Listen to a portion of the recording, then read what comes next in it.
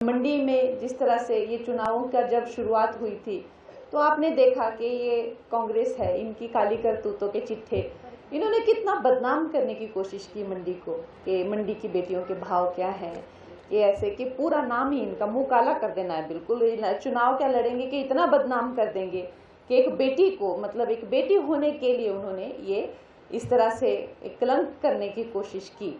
लेकिन आज जब मैं यहाँ पर ये संबोधन दे रही हूँ तो इससे ये चीज़ भी निश्चय तय होती है कि भाई वो ज़माने गए जब आप बेटियों को इस तरह से अपशब्द बोलकर, उनकी जो है महत्वाकांक्षाओं को लेकर उन पे निशाना साध कर या किसी तरह से उनको पब्लिकली शर्मिंदा करके आप उनको चुप करा देंगे, घरों में घुसा देंगे या बर्बाद कर देंगे, वो दिन गए। आज लोग मंडी को जानते हैं कि ये एक प्रोग्रेसिव जगह है, आधुनिक, यहाँ के पढ़े लिखे लोग हैं जो बेटियों को आगे करके उनको नेता बनाकर जो आगे करते हैं। ऐसी मेरी मंडी की जनता को मैं नमन करती हूँ और बहुत बहुत मैं आपका धन्यवाद करती हूँ। जैसे कांग्रेस की करतूतों का इन्होंने पूरा यहाँ पे ब्यौरा दिया, ये बहुत ही हमारे लिए, तो खासकर हिमाचल के जो लोग हैं, ये इतना सनातनी हमारी जगह है, इतने देशभक्त हमारे लोग हैं, फिर भी पता नहीं कैसे ये कांग्रेस के चंगुल में हम आ गए। क्योंकि आज आप सब जो यहाँ पे बैठे हैं, हमारी ये जो सदस्यता अभियान भी है और जो हमारे प्राइमरी मेंबर्स हैं वो भी एकत्रित हुए हैं। आप में से कोई भी अनजान नहीं है, सब बहुत ही लोग हैं जो समझते हैं, हर चीज़ को अच्छे से समझते हैं, धर्म को समझते हैं, राजनीति को समझते हैं। आप मुझसे ज़्यादा समझते हैं, अच्छा समझते हैं। लेकिन आपने देखा कि हमारे लोगों को, भोले लोग हैं, हिमाचल के सीधे साधे लोग हैं, कैसे इन लोगों ने वर्ग लाया कुछ भी। आज अगर हम लोग साथ में बैठे हैं आज इस मंच पे, इधर सभा में, इसलिए क्योंकि हमारी विचारधारा एक है। और जो आरएसएस की विचारधारा है या भारतीय जनता पार्टी की विचारधारा है वो क्या है? सनातन, देशभक्त, विश्व मैत्री, विश्व कुटुंबकम, ये हमारी विचारधारा है जो न जाने कितने युगों से चली आ रही है। लेकिन अगर कांग्रेस के बारे में आप सोचें कि इनकी क्या विचारधारा है, इनकी विचारधारा नहीं है, इनका एक मूल मंत्र है और वो मूल मंत्र है चोर चोर मौसेरे भाई। ये है इनका मूल मंत्र। आप देखो 2014 से पहले ये घोटाला, वो घोटाला, ये स्कैम, वो स्कैम, 2G स्कैम, कोयला स्कैम, चारा घोटाला, ना जाने अंत ही नहीं उनका, इतने घोटाले। पॉलिटिशियन अगर हम समझते थे, राजनीतिज्ञ हवा हम समझते थे तो मतलब चोर, ये समझते थे हम। और मेरे जैसे लोग, तो हम लोग युवा पीढ़ी तो बिल्कुल थक चुके थे। ये ऐसा लगता था कि देश छोड़ के चले जाएं, कहीं बाहर जाके बस जाएंगे। ये हमारे, इस तरह से हमारे भाव होते थे राजनीति और राजनीतिज्ञों के लिए। आज हमारे नेताजी को देखिए, मोदी जी, कोई कलंक नहीं उन पर, एक भी दाग नहीं। मैं तो कहती हूँ चांद पे दाग होता है, उन पे एक भी दाग नहीं। ऐसे हमारे नेताजी हैं। एक वक्त था जब ये लोग जो हैं हमारी सरकार नहीं चलने देते थे। आज हम सब यहाँ पे मेंबर्स हैं भारतीय जनता पार्टी के। हम जानते हैं कि जब 1980 में हमारी पार्टी की जो स्थापना की गई थी, अभी हमने रिसेंटली 6 तारीख को जो स्थापना दिवस भी मनाया, तो जब हमारे देश की इसकी स्थापना हुई थी पार्टी की, तो उस वक्त से अब तक हम संघर्षशील रहे हैं। क्योंकि इन्होंने कभी राजनीति नहीं की, इन्होंने जो है वो घटिया नीतियां अपनी चलाई, इन्होंने आतंक नीति की। कभी इन्होंने अटल जी की जब सरकार बनती थी तो आप देखिए पार्लियामेंट पे हमले करा देते थे, हमारे मुंबई से लेकर ये रोड पे उतराते थे आतंकवादी। क्यों? क्योंकि इनकी ऐसी सांठगांठ है। ये लोग कोई सीधे साधे लोग नहीं है, ये बड़े ही टेढ़े लोग हैं। तभी तो ये आधे से ज्यादा टाइम जेलों में इन लोगों ने गुजारी, जो भी ये मिली जुली सरकार वाले हैं, सब क्रिमिनल हैं। इन लोगों ने आज तक एक वोट पर जो है अटल जी की सरकार गिरा दी थी। तो मेरा ये मानना है, मैं एक युवा नेता भी हूं और मुझे सब कहते हैं कि भाई ये तो इसका खून बहुत ज्यादा गर्म है, तो मेरा तो ये मानना है कि ईमानदारी अपनी जगह होती है और दम अपनी जगह होता है। और एक तरह से अगर आप देखें, देश में कुछ कर जाने की भावना भी एक जगह होती है, लेकिन वो करने के लिए कालजा भी चाहिए होता है। और ये जो कालजा है ना, ये बहुत जरूरी होता है। हमने वो ऐतिहासिक दिन देखा पार्लियामेंट में ज़्यादा तो पुरानी क्या बातें करनी, आप सब जानने वाले हैं। आपको पता है कि 370 हटाया, CA 10 लाख हटाया, मणिपुर में प्रेसिडेंट रूल, ये तो खैर बातें हैं, सबको पता है।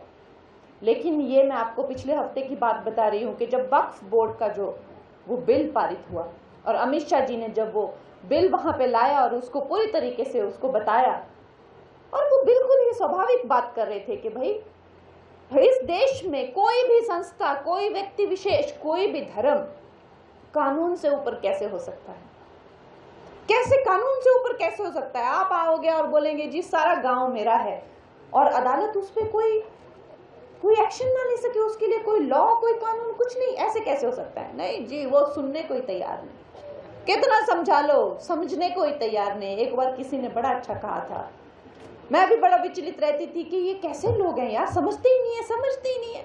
तो मुझे किसी ने कहा देखो आप उसको जगा सकते हैं जो सोया हुआ हो, लेकिन जो सोने की एक्टिंग कर रहा हो आप उसको नहीं जगा सकते। और कांग्रेसियों का ना यही हाल है।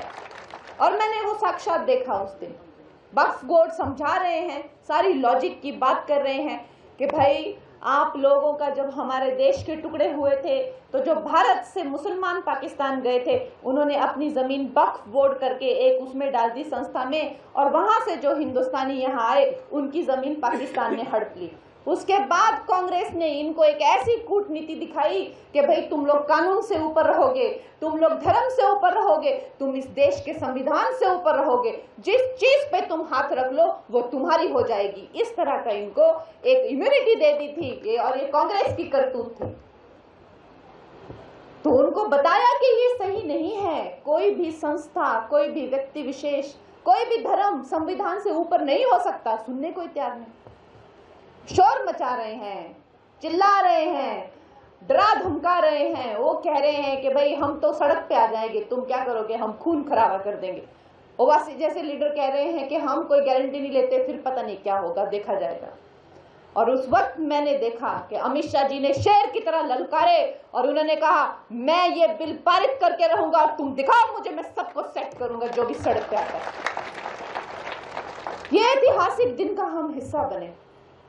और जब वहां पे वोटिंग हो रही थी तो हमको कहा कि भाई कोई भी जो है मेंबर बाहर नहीं जाएगा, आप लोगों का वोट जो है वो महत्वपूर्ण है। और वोटिंग हुई तो हमें बोला, हमारा तो पहली बार है, जैसे बताया कि अभी 7-8 महीने हुए हैं शपथ लिए हुए, तो हमें भी बहुत रोमांच होता है कि ये किस तरह से होता है। तो बोला कि आप बाहर जाएंगे सरकार गिर जाएगी, सबके सब अंदर रहेंगे। तो मुझे उस वक्त लगा कि कितना महत्वपूर्ण ये पद है और कैसे जब मैंने वो बटन दबाने से पहले मैंने आप सबका स्मरण किया और मैंने आपको नमन किया और सोचा मेरी मंडी की जनता की तरफ से मैं हम सबका समर्थन जो है मोदी जी को देती हूँ और हम मोदी जी के साथ हैं। और वो जो बिल पारित करना चाहते हैं, वो जो कुछ भी चाहते हैं, हम सदैव उनके साथ हैं। उन्होंने हमें पार्टी में लिया, उसको अपना हिस्सा बनाया, ये भी हमारे लिए बहुत बड़ी बात है।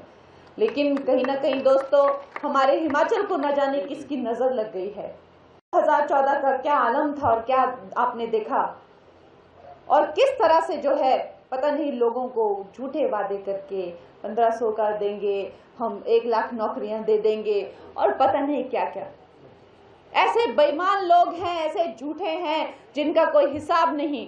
5 लाख नौकरियां आज तक आजादी से लेकर आज तक नहीं मिली। 1.5-2 लाख एम्प्लॉय हैं और वैसे उतने ही पेंशनर हैं आज तक के। 5 लाख नौकरियां ये कैसे दे देंगे? आप सोचिए कितने ये मैं कहूं तो कमीने ही हैं एक तरीके से, कैसे बेशरम हैं और कैसे करप्ट हैं, कुछ भी बोलते हैं अंट संत। और हमारी पार्टी में हमारा एक एक शब्द नपातुला होना चाहिए। हम तो जब कैंपेन भी कर रहे थे तो मुझे फोन आते थे, ये इसे स्कीम को ऐसे बताना है, ऐसे ऐसे। इतनी हमारी क्लास लगती है कि क्या बोला क्या नहीं बोला, और यहाँ पे ये लोग जो मन में आ रहा है वही बोल रहे हैं, जो मन में आ रहा है वही बोल रहे हैं, कुछ भी। तो दोस्तों इन लोगों के साथ में हमारा क्या ही फ्यूचर होगा, आप बताइए। जब हमारे यहाँ पे डबल इंजन सरकार होगी तो ही हमारा फ्यूचर है, नहीं तो हमारा कोई फ्यूचर नहीं है। हम सब कार्यकर्ता हैं और हम देश के कल्याण के लिए, जैसे मैंने कहा, एक सद्भावना को लेकर, सुविचार को लेकर, एक विचारधारा को लेकर हम जुड़े हैं। और दोस्तों ये विचारधारा ही हमें एक दूसरे का अपना बनाती है। हम एक दूसरे के अपने हैं और हमें जो है देश कल्याण के लिए जो है पूरी तरह से जुट जाना है। इलेक्शन आने वाले हैं, आपने 4 की 4 जो लोकसभा की सीटें जो है मोदी जी की झोली में तो डाली है, लेकिन ये जो 68 अभी हमारी जो सीटें हैं विधानसभा की, इन पे भी हमें संकल्प लेना है। ऐसा कर देना है कि हर 68 के 68 सीटों पे भगवा लहरा जाए और पूरा देश बोले कि वाह, ये हिमाचल प्रदेश जो है ये सनातनियों का और सुसंस्कृति का ऐसा प्रदेश है।